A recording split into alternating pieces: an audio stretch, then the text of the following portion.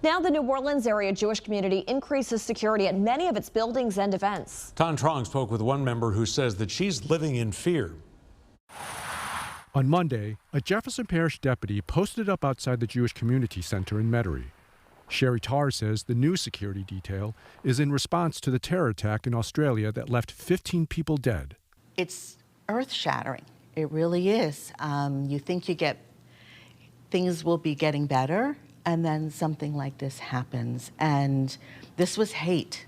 I mean, this was outright pure hate. Tarr is CEO of the Jewish Federation of Greater New Orleans and says beefed up security is just a way of life since the October 7th terror attacks that triggered war in the Middle East 2 years ago. While this weekend's terror attack happened overseas, Tarr says Jews in Louisiana and everywhere else cannot afford to feel detached. Unfortunately, there are copycats throughout the world, and they do these attacks in random places. Of course, they do them in large cities, but we've seen them in small cities.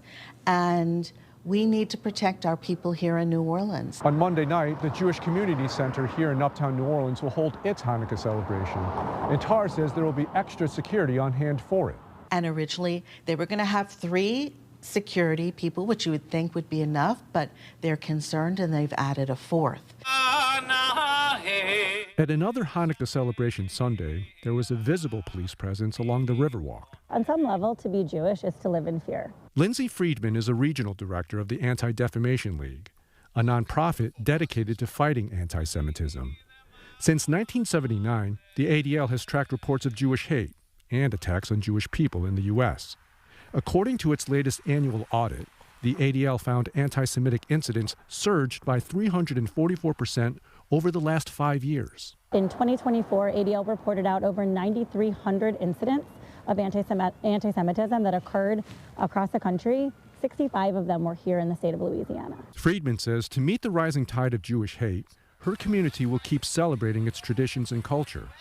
It'll do so with extra eyes watching. In New Orleans, Ton Trong, Fox 8 Local First.